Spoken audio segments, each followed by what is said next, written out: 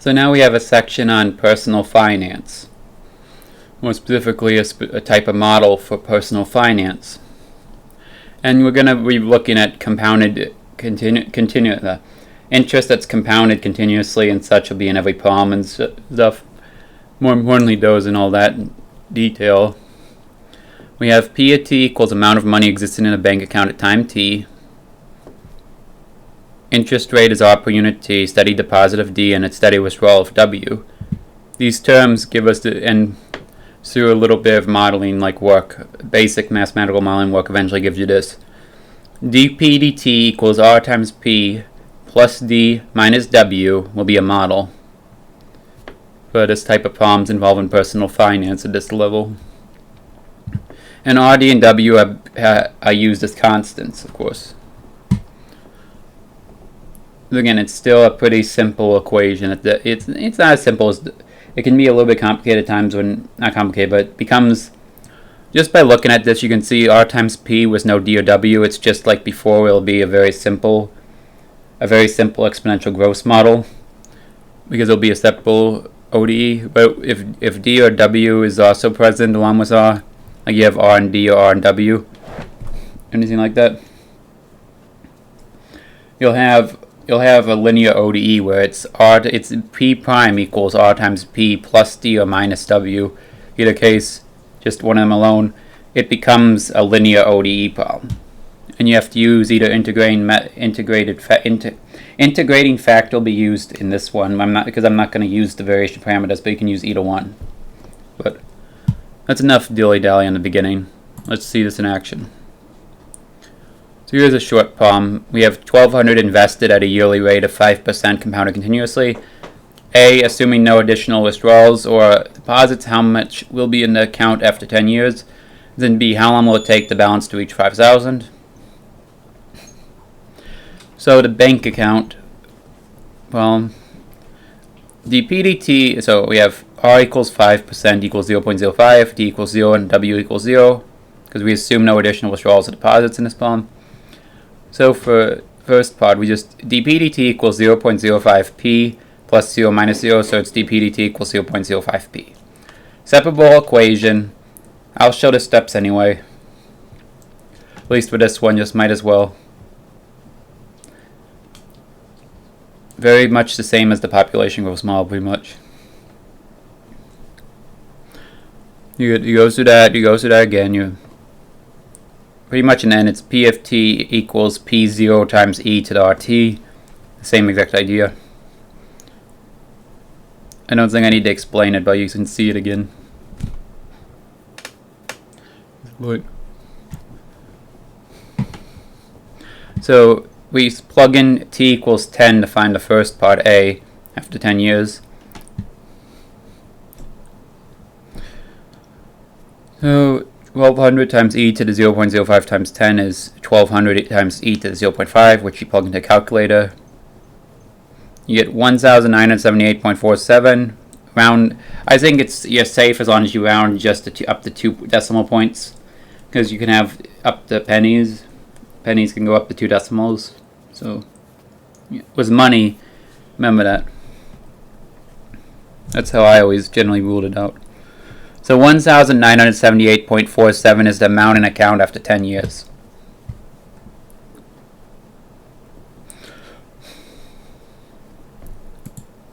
And then the B is how long will it take the balance to reach 5,000. We set the equation equal to 5,000. So 1,200 times e to the 0.05t equals 5,000. We solve for t. 5,000 divided by 1,200 is just 4.1667. And we just have to take natural log and then divide by the r, which is 0.05. And we get 28.54 years. So that many. Yeah, this is very similar to modeling. Is very similar, like the application at least, to the previous one, where you're mainly messing with the model with different situations and seeing what you can get out of limited information, if you will. How much information you can gather sometimes. That's really what you learn a little. Alright, that's a good introduction one though. So Jamal wishes to invest an unknown sum. So we have an unknown value of an unknown sum in an account where interest is compounded continuously.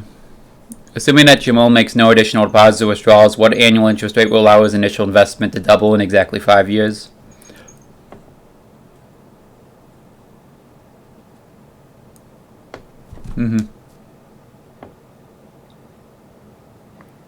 Yeah, you see. So invest an unknown sum. So no withdrawal, no deposits. Just your initial amount you plugged in. So P0 is mystery. He wants to know how much to put in.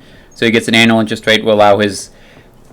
Oh, we need to find out what annual interest rate will allow his initial investment to double in 5 years. So you don't have to solve it, but so dp dt equals r times p, so that's p of t equals c times e to the rt. We've solved this before. And p of 0 equals p0, which is equal to c times e to 0, which c equals p0. So we have this model. What value of r gives p of 5 equals 2 times p0? That's what we do first.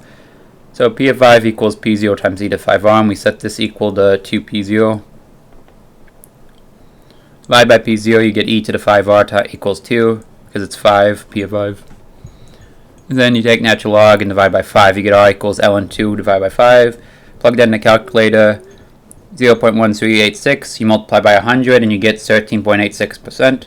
So 13.86% allows his initial investment to double in exactly 5 years. Yeah, that's all you have to do. Basically, you don't know what amount of money he'll put in initially, but it doesn't matter because it'll double no matter what with how simple the model is in this case. Given this percentage, it'll double in 5 years. Because it's just dp dt equals r times p and you get a simple equation.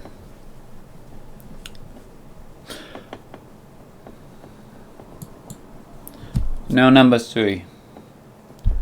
Alicia opens an account that pays an annual rate of 6% compounded continuously with an initial investment of 5,000. So P of 0 equals 5,000. R equals 6%. So she deposits an additional $1,200 per year. No withdrawals are made, and she continues with. So basically, we have a continuous deposit of $1,200. No withdrawals. So W equals 0. D equals 1,200. R equals 0.06. So that's our assumptions here. So we have 10 years. How much will be in the account at the end of the 10-year period? So it's just one question. But we have to solve a model that's a little bit harder than before. So r times p plus d minus w becomes 0.06 p plus 1200. So we can write this as p prime equals 0.06 p plus 1200, which is a linear ODE, ordinary differential equation, or linear first order ordinary differential equation if we're going to say everything about it. So a of t equals 0.06, f of t equals 1200.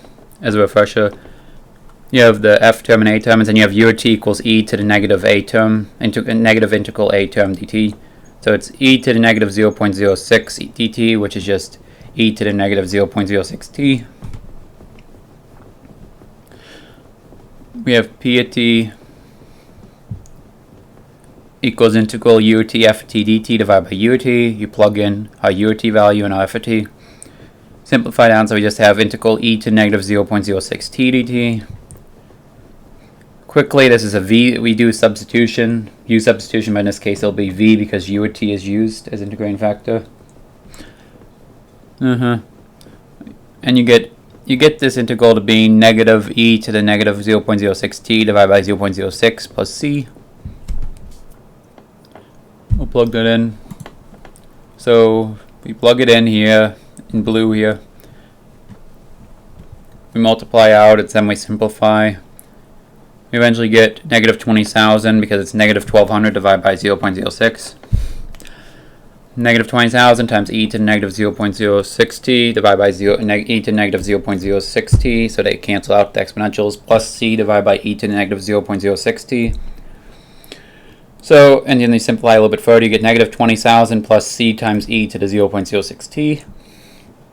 And that's what the model looks like.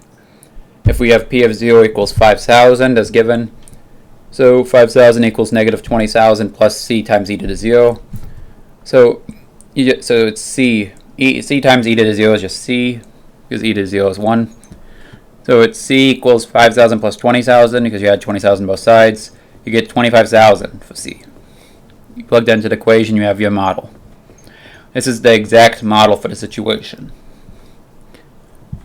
And it's asking for after 10 years how much will be in the account at the end of the 10-year period.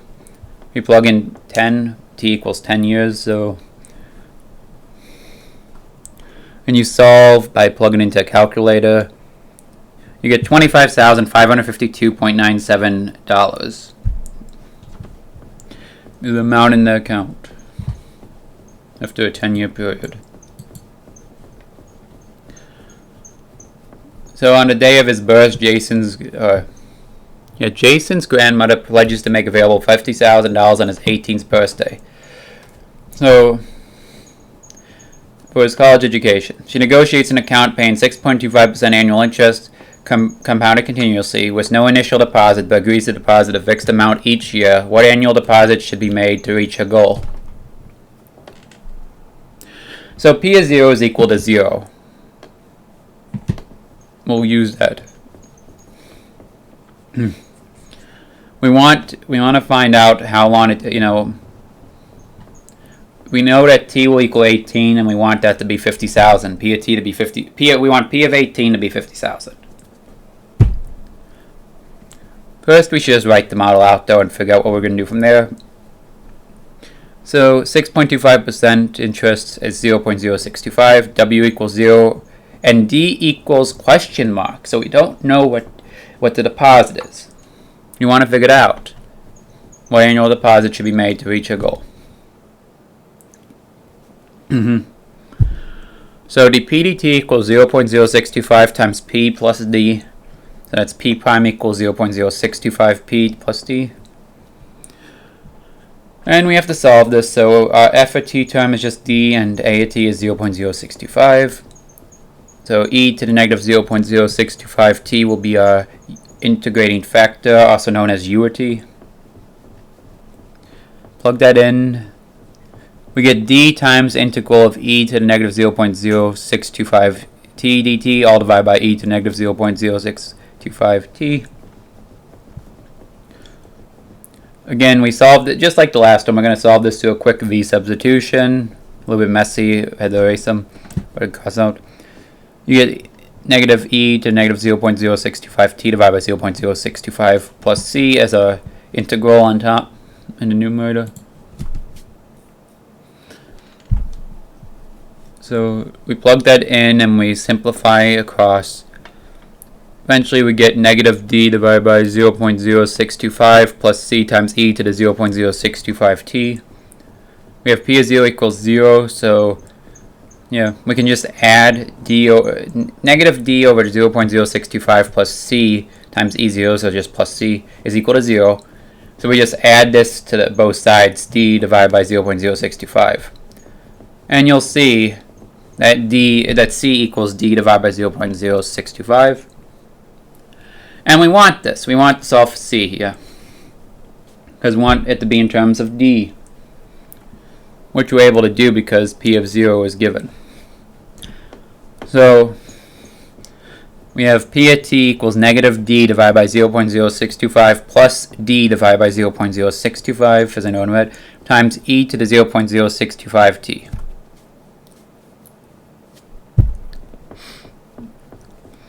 So we have this nice equation here. And one last step to make this a little bit simplified down. We can distribute out d divided by 0.0625. So it's that expression times negative 1, because negative d, plus e to the 0.0625 t. You can see distribution. And that's what we're going to solve now, p of 18 for. P of 18 equals d divided by 0.0625 times negative 1 plus e to the 0.0625 times 18, all equal to 50,000. And we solve for d.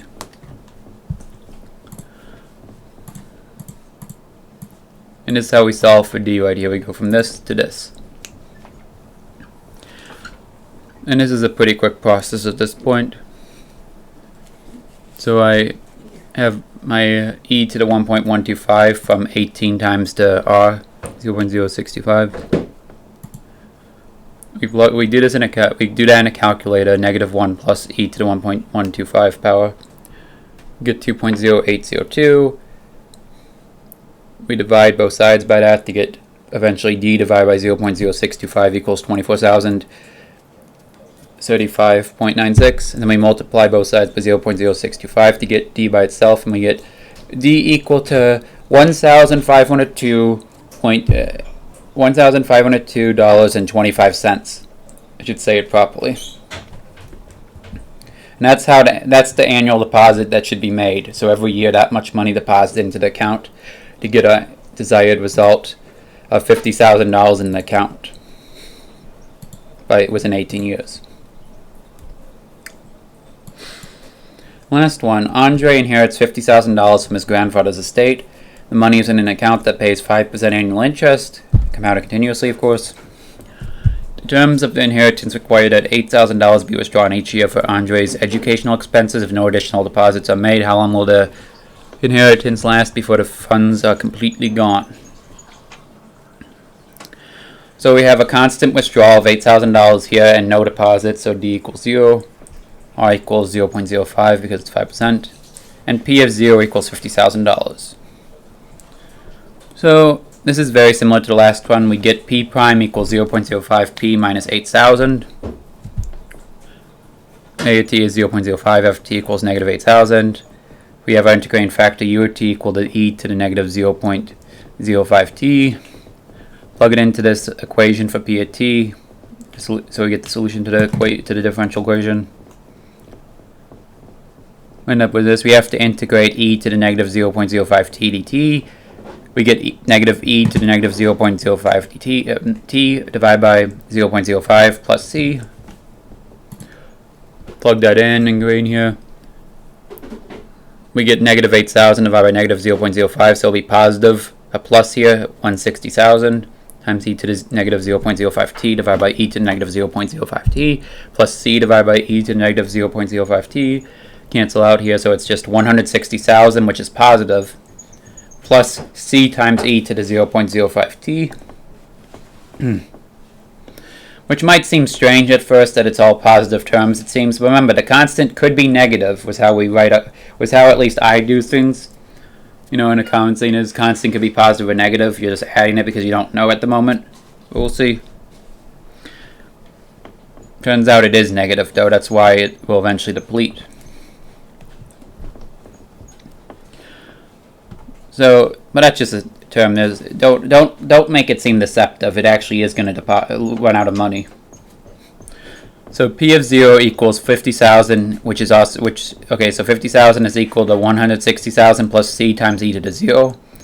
So this is 50,000 equal to 160,000 plus C. C equals 50,000 minus 160,000. So C equals negative 110,000. And so we have P of t equal to 160,000 minus 110,000 times e to the 0.05 times t. Yep.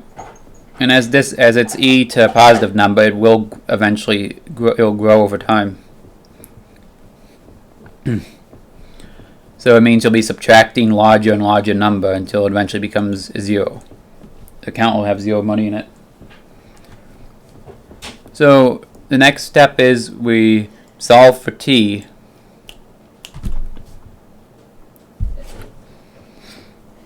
When we have 0, when P of t equals 0. So 0 equals 160,000 minus 110,000 e 0.05 t. We solve for t here to get the answer we want. So you add 110,000 to e 0.05 t to both sides, and then divide by 110,000. Take the natural log and then divide the natural log expression divided by 0.05. And you plug in, we already plugged in, I mean you use a calculator, you get ln of 1.455 divided by 0.05, and you plug that into a calculator. You get 7.49 years. So it'll take about 7.49 years until the funds are gone in this given problem. That's it for personal finance problems. Just a few examples of different scenarios that can occur. with this relatively simple model. I mean, separation of variables and using the integrating factor method is all you really need to know to solve these types. So 2 different methods of solving an ordinary differential equation used for this. And knowing how to set it up by what the words say. And that'll be all.